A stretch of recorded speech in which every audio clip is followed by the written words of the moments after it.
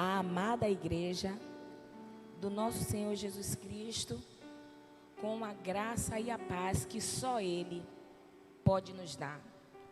Como foi orado, através dessa intercessão da nossa irmã Alessandra, só Ele é o caminho, só Ele é a verdade, só Ele é a vida.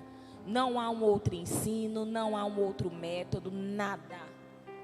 Se queremos acharmos algo, só vamos achar, Alessandra, no nosso Cristo Jesus. E meus irmãos, conforme já foi dito aqui, o nosso tema do mês é frutifique crescendo no conhecimento da palavra. A nossa divisa, ela vai estar ali na carta de 2 Pedro 3:18, que vai nos dizer: antes crescei na graça e no conhecimento de nosso Senhor e Salvador Jesus Cristo.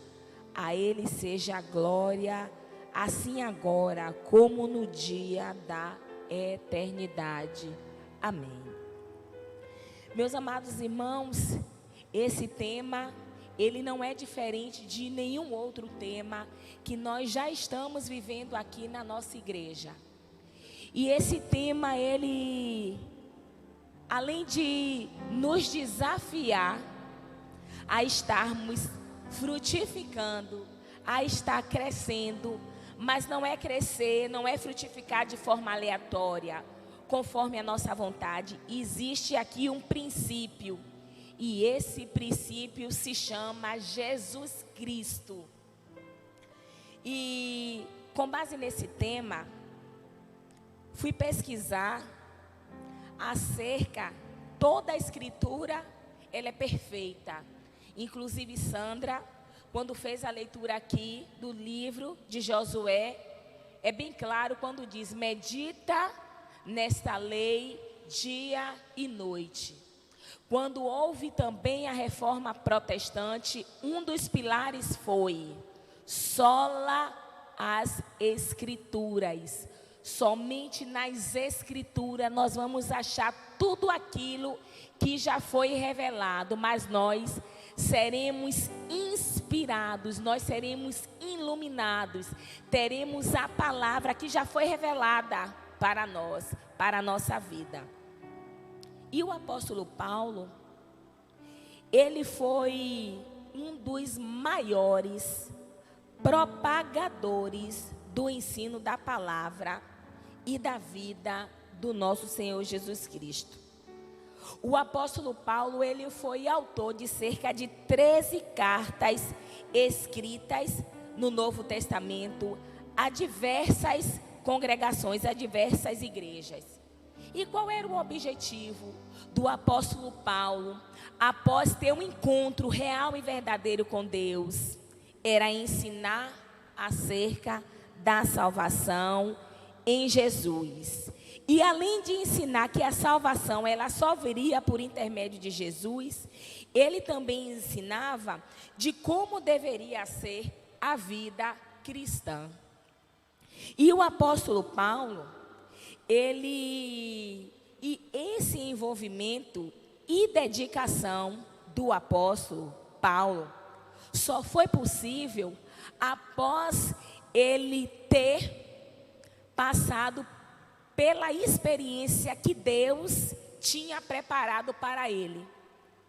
E certa vez aqui, numa escola bíblica dominical, a nossa irmã Alessandra trouxe algo e ela disse, ao ministrar o ensino da palavra, ela disse: é necessário que cada um venha ter a sua experiência com Deus. Porque cada um vai ser chamado de uma forma. Cada um vai ser trabalhado por Deus de uma forma. Não foi diferente com Paulo. Após ele entender o que Deus tinha reservado e preparado para ele, ele se dedicou de uma forma única e exclusiva. E essa experiência que o apóstolo Paulo teve o levou à sua conversão, conforme está lá descrito em Atos 9, do 1 ao 31, que vai descrever detalhadamente como foi essa conversão de Saulo de Tarso para Paulo, o apóstolo dos gentios. E na vida do apóstolo Paulo, nada foi motivo para que, após ele ter essa experiência, após ele ter essa descoberta, o parasse. Muito pelo contrário. Ele foi um homem que podemos dizer, Paulo cresceu na graça e no conhecimento do Senhor Jesus Cristo. E Paulo, a escrever várias cartas ali a diversas igrejas, ao qual ele mesmo, após passar por um processo de perseguição, saiu, ou seja, foi para fora, para ensinar àqueles que ainda nunca tinham ouvido falar acerca de Jesus. Ele, ao escrever essas cartas, ele tinha um objetivo de ensinar, exortar, ensinar a igreja a se santificar até a vinda do Senhor. E uma dessas cartas, a qual nós vamos estar agora abrindo e meditando um pouco sobre o frutificar e crescendo no ensino da palavra, está lá na carta aos Colossenses.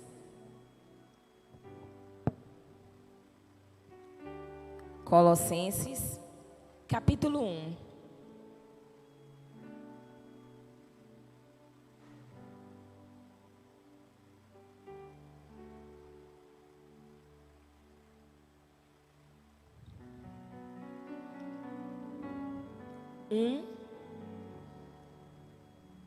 Versículo do 3 ao 8, que diz: graça damos ao Deus e Pai de nosso Senhor Jesus Cristo, orando sempre por vós, porquanto ouvimos da vossa fé em Cristo Jesus e do amor que tendes para com todos os santos, por causa da esperança que vos está reservada nos céus, da qual já antes ouviste pela palavra da verdade do Evangelho, que já chegou a vós, como também está em todo o mundo, e já vai frutificando, como também entre vós, desde o dia em que ouvistes e conhecestes a graça de Deus em verdade,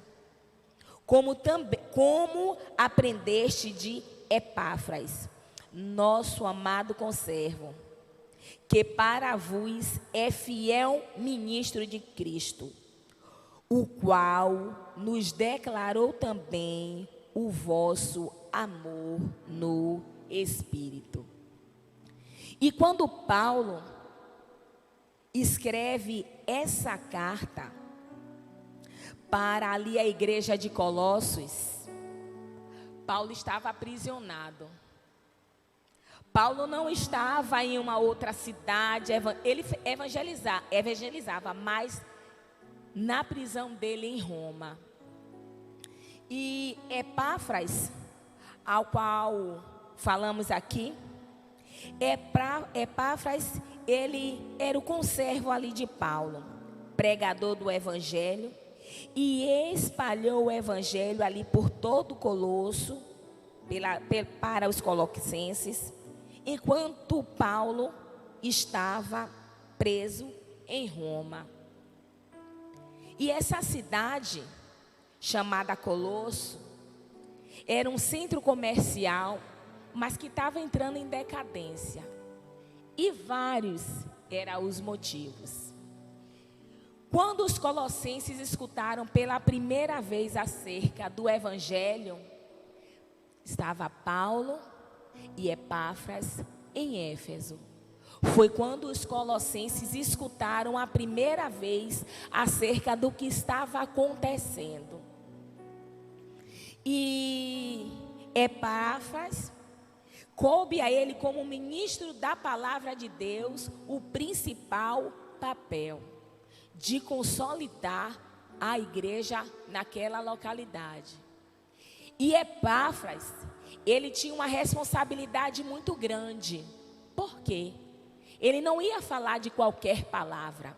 Ele ia falar do Evangelho de Deus, do Evangelho da salvação. E o que era necessário para que aquelas pessoas que aceitavam o Senhor Jesus como o seu único e suficiente Salvador pudesse andar crescendo no conhecimento.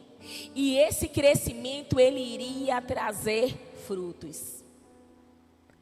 E Epáfras,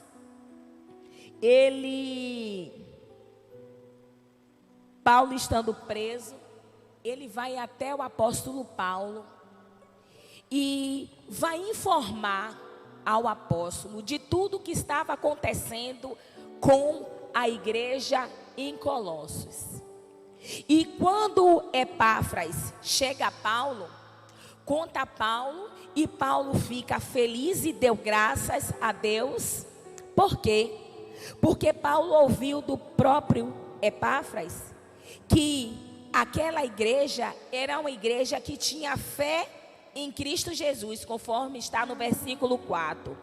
Porquanto ouvimos de vossa fé em Cristo Jesus, e além da fé, o amor que tendes para com todos os santos. Mas além desse relato, Epáfras também diz a Paulo: Paulo, é necessário que nós venhamos a ensinar aqueles que ali estão. Por quê?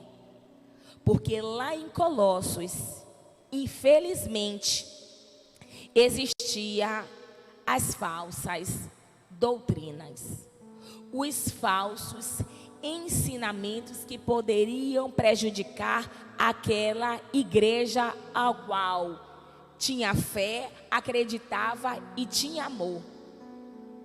E esses falsos ensinamentos, Paulo pode notar e trazer, os pontuar de forma a que Epáfras consolidasse cada vez mais a sua igreja. Um dos aspectos que Paulo e Epáfras ali pôde observar, com relação a essas falsas doutrinas, era algo chamado o gnosticismo, que era o homem tendo o conhecimento, ou seja, essas doutrinas, essas falsas doutrinas, eram falácias, de que o homem, para ter a salvação, era necessário que tivesse conhecimento. E esse conhecimento, infelizmente, ele não estava para todos, ele estava para alguns. E nós sabemos, do mesmo jeito que Paulo passou para a sua igreja, dizendo: não, o conhecimento está em Cristo Jesus, tudo foi feito nele, por ele e para ele. Então, uma das falsas doutrinas era o gnosticismo, ou seja, o conhecimento que o homem tinha. Uma outra característica dessas falsas doutrinas foi chamada de legalismo, que era a ideia que se podia acrescentar mérito pela prática de obras da lei. E dizia-se que essa prática poderia elevar você mais, você ter a salvação. Uma outra prática que também foi observada ali naquela cidade era o chamado misticismo. Ou seja, era a espiritualidade distorcida, chamada que por meio de práticas devocionais você poderia ser elevado. Ou seja, tinha uma guerra entre a carne e o espírito, mas se eu mortificasse a minha carne, seria uma forma de eu ser elevado. E além do ceticismo, que era uma forma de eu me abster de certas coisas, para que eu pudesse ser elevada ao Senhor. E Epáfras, junto a Paulo, Paulo escreve essa carta dizendo aos colossenses o que eles poderiam e como entender que só em Jesus havia salvação. No versículo 9 do capítulo 1, o apóstolo Paulo ele vai dizer: por esta razão, nós também, desde o dia em que ouvimos, não cessamos de orar por vós e de pedir que sejais cheios do conhecimento da sua vontade, em toda a sabedoria e inteligência espiritual, para que possais andar dignamente diante do Senhor, agradando-lhe em tudo, frutificando em toda boa obra e crescendo no conhecimento de Deus. Então, quando o apóstolo Paulo tem notícias de tudo isso, ele começa a orar e interceder de uma forma para quê? Para que aquela igreja tivesse o pleno conhecimento da vontade de Deus. Ele orava para que aqueles irmãos fossem cheios, mas não era cheio de qualquer coisa, eram cheios do conhecimento. E que conhecimento era esse? Era o tal do conhecimento do gnosticismo do homem? Não, era o conhecimento da plena vontade de Deus. E além deles serem cheios do conhecimento, eles também precisariam ter toda a sabedoria e inteligência espiritual, não por falsas doutrinas, fosse ela ceticismo, misticismo, gnosticismo, nada disso. Só em Jesus Cristo. E no versículo 1, capítulo 15, na escrita da carta, Paulo vai exaltar ao Senhor Jesus Cristo no que ele diz: o qual é a imagem do Deus invisível, o primogênito de toda a criação, porque nele foram criadas todas as coisas que há no céu e na terra, visíveis e invisíveis, sejam tronos, sejam dominações, sejam principados, sejam potestades, tudo foi criado por ele e para ele. E ele é antes de todas as coisas, e todas as coisas subsistem por ele. E ele é a cabeça do corpo da igreja. É o princípio e o primogênito dentre os mortos, para que em tudo tenha a preeminência, porque foi do agrado do Pai que toda a plenitude habitasse no Senhor Jesus. Então Paulo, ao escrever essa carta, além do propósito de ensiná-los e que ele só seria salvo através de Cristo Jesus, e como deveria ser a vida daqueles homens e daquelas mulheres cristãs, ele diz: olha, além de tudo isso, eu oro e intercedo para que vocês cresçam, que vocês sejam cheios, que vocês tenham experiências verdadeiras, conforme está descrito nos ensinamentos do meu Senhor. Paulo também passa a exaltar quem era Cristo, que tudo que se existia, inclusive aquela igreja ali, ao qual era o corpo, e Cristo era a cabeça, que tudo foi feito para ele e por ele. Não existia nada mais e nada menos além dele. E tudo isso só passou a ser feito porque o Pai o deu. O Pai foi nele a plenitude, a perfeição. Foi o primeiro, foi o alfa e foi o ômega. E Paulo sabia que ao escrever essa carta aos Colossos, era para edificar, era para doutrinar, era para mostrar que o Deus único e verdadeiro se importava, se importou com Paulo, que foi um homem perseguidor da igreja, mas após esse encontro único e íntimo, transformou a vida dele a tal ponto de, por amor e por dedicação, fazer a obra do Senhor de forma única. Nada o impediria, nada o deteria, nem a prisão, nem apedrejamento, nem mesmo a morte o impediu de fazer a vontade de Deus. E esse ensinamento, ele gera frutos. Por quê? Porque vai sendo feito, vão ser criando discípulos, vão ser criando outros, como ele mesmo diz, sede imitadores de Cristo como eu sou. E esse conhecimento, esse ensinamento em Cristo Jesus, ele vai gerar em nós crescimento. E não só como aos Colossenses, mas nas Escrituras Sagradas também, temos vários exemplos de Cristo ensinando, de forma que nossas vidas, elas foram transformadas. Ou seja, além de conhecimento, são realizadas obras. Existe a compaixão, existe a piedade.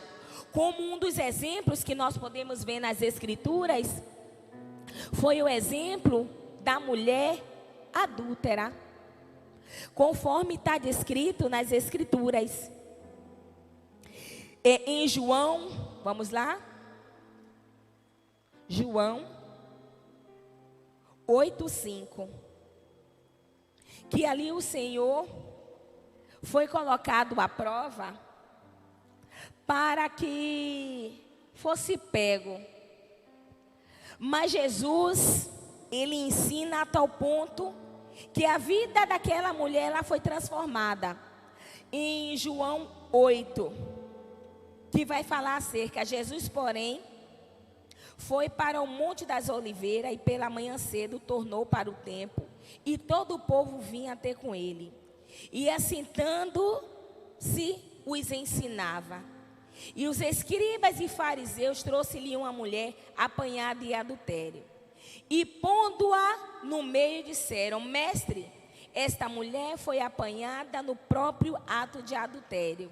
E na lei nos manda Moisés que as tais sejam apedrejadas. Tu, pois, que dizes?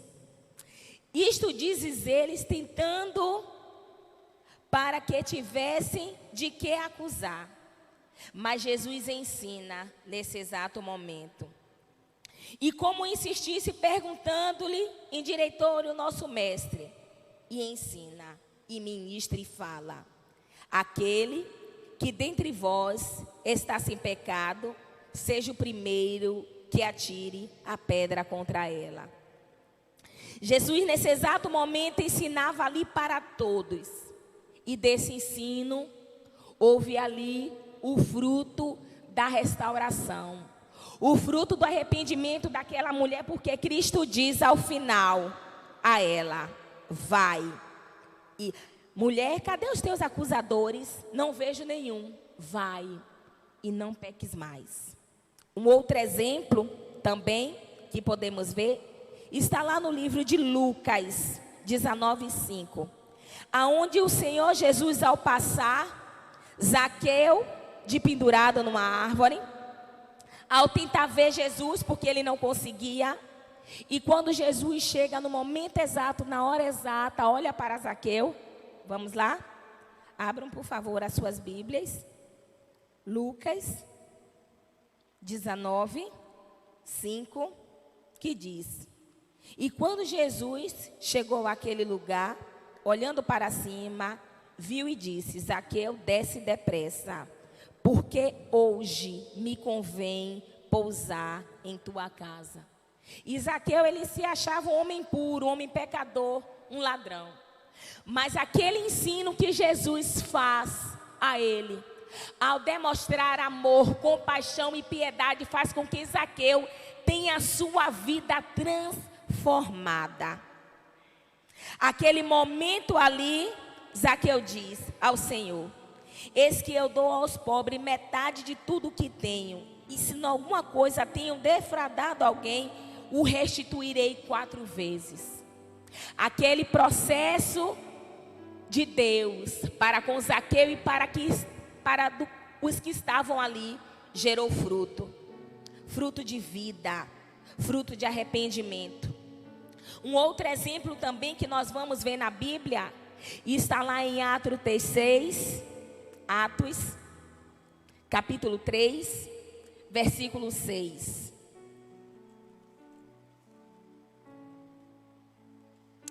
Quando Pedro e João, ao saírem, encontram um homem coxo. Vamos lá. 3:6. E disse Pedro, antes, no 3, o qual vendo Pedro e a João que iam entrando no templo, pediu, vou voltar no 2. No 1. E Pedro e João subiam junto ao templo à hora da oração, a hora 9.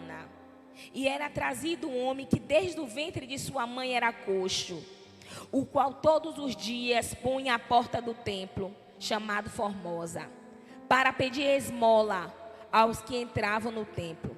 O qual, vendo Pedro e João que iam entrando no templo, pediu que lhe dessem uma esmola.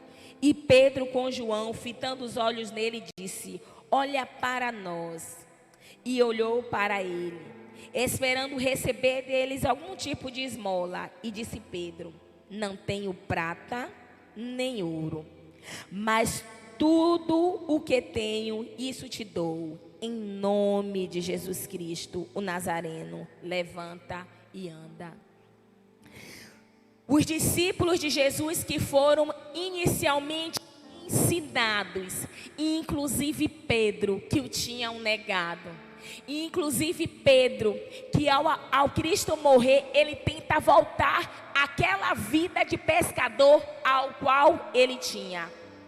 Mas Jesus, ele não perde nenhum dos seus. E esse Pedro, que outrora teve medo, teve dúvida, fugiu, negou, ele e o apóstolo João, ele tinham o pleno conhecimento, e eles cresciam, e agora eles frutificavam. Mais uma vida aqui, sendo modificada pelo poder daquele que transforma, que transformou, que transforma e que transformará a vida de qualquer um que o aceite como o seu único e suficiente Salvador. E para findar, o que para nós hoje, Igreja de Cristo no século 21, é vital. No seu versículo, no livro, na carta aos Colossenses ainda, para concluir, capítulo 1, versículo 23. Isso é vital para a minha, para a sua vida e para a vida de qualquer um que o conheça, que o receba. Porque certa vez, eu não consigo esquecer dessa frase. Irmã, quando nós entramos na presença do Senhor, quando nós o conhecemos, se prepare, porque virá guerra, virá transtorno, virá sofrimento. Naquele momento eu não entendia, eu ainda era uma neófita.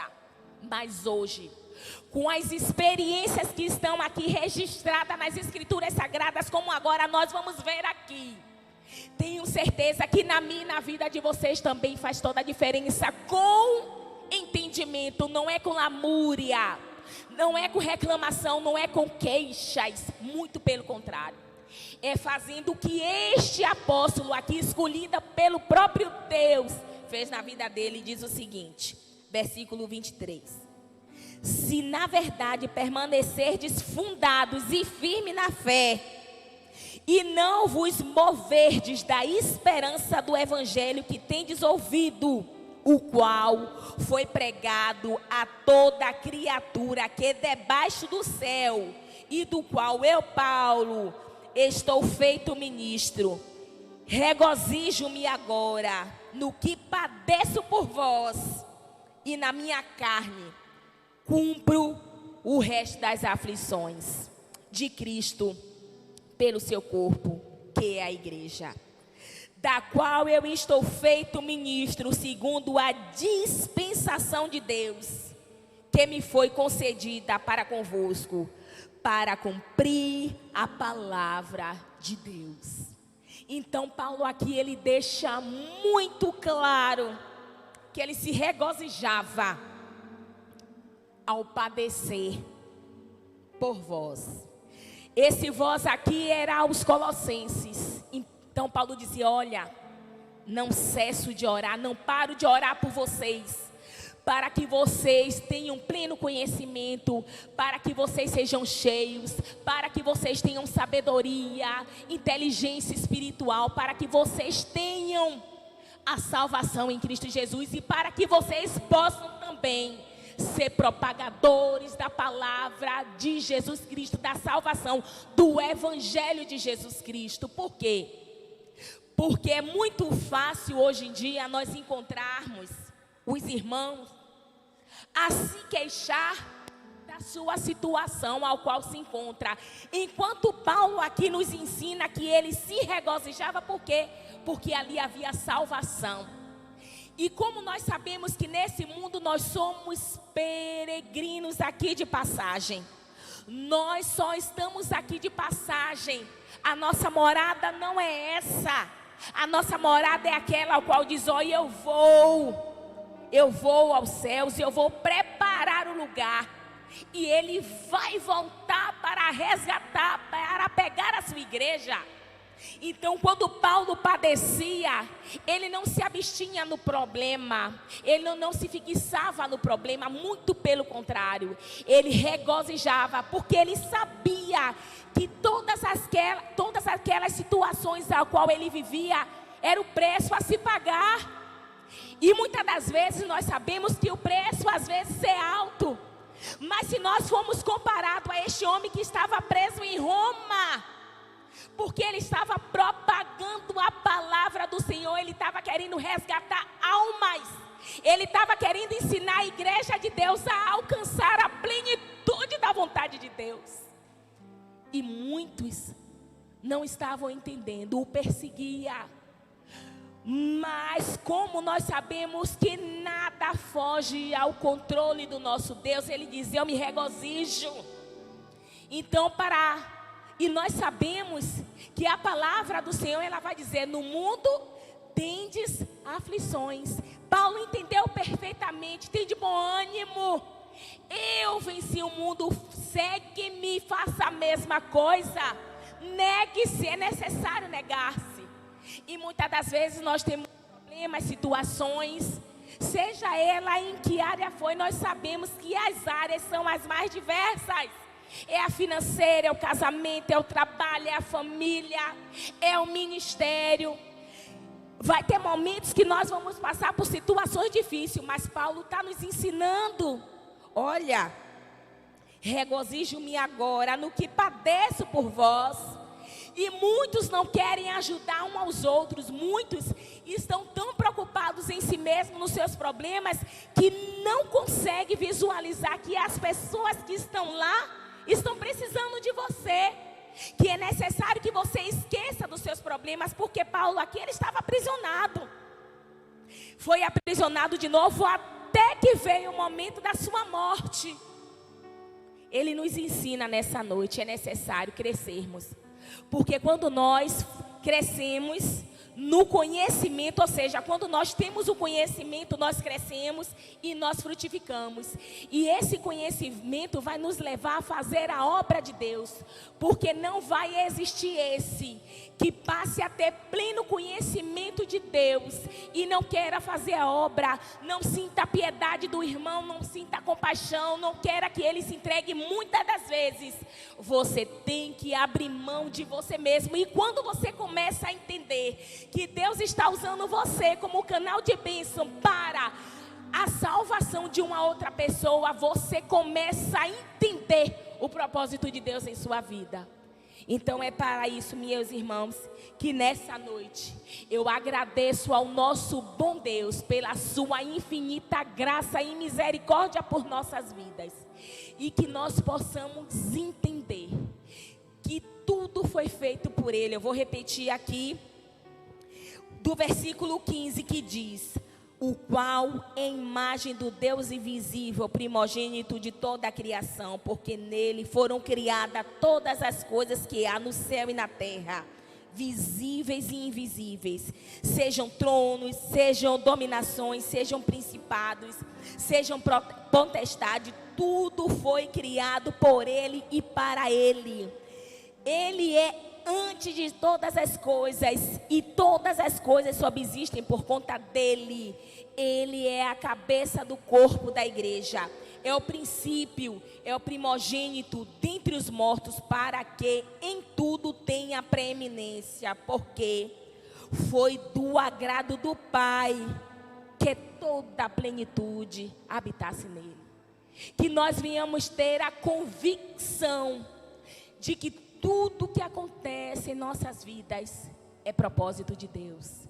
Seja rindo, seja chorando e seja gemendo, seja de que forma for, a nossa vida pertence a Ele, somos dele. Ele em nós e nós nele. Oh Senhor, Tu em nós, meu Deus, aleluia, é a esperança da glória. Louvado e exaltado seja o nome do Senhor. Senhor meu Deus, Senhor de graça, Senhor de amor, Senhor de misericórdia. Senhor, eu quero Te agradecer, meu Deus, porque o Senhor é um Deus de amor. O Senhor é o Deus do conhecimento. O conhecimento não é o homem, é Deus. Meu Senhor, quantos acabaram se perdendo por conta desse conhecimento que não está em Cristo Jesus, porque o conhecimento de Cristo Jesus faz nos crescer, faz nos frutificar, meu Pai. Senhor, obrigado. Senhor, obrigado por ter misericórdia de nossas vidas, porque como a Tua palavra diz, Cristo é tudo. Cristo foi feito Cristo é a Tua plenitude. Oh, meu Senhor da glória.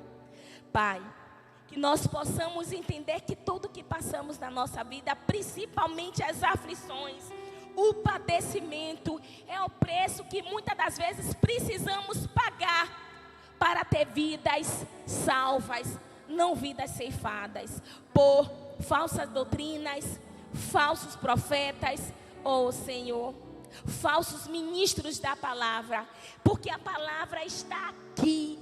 A palavra é a Tua escritura revelada. Senhor, toma nossas vidas em Tuas mãos, porque nós precisamos verdadeiramente sermos dependentes de Ti.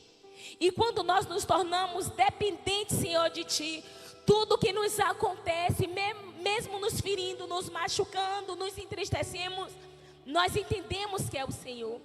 E passamos a ter não mais a tristeza, mas a alegria, porque o Senhor é conosco. Oh Senhor, louvado e exaltado seja o Teu nome, Senhor, para agora e todo sempre. Senhor, nos dê uma noite, meu Deus, na Tua presença. Nos dê uma noite conforme a Tua vontade para nós. Pai, nos leve em paz para nossas casas. Ó Pai, é o que eu Te agradeço e bendigo. Em nome de Cristo Jesus, para agora e todo sempre. Amém.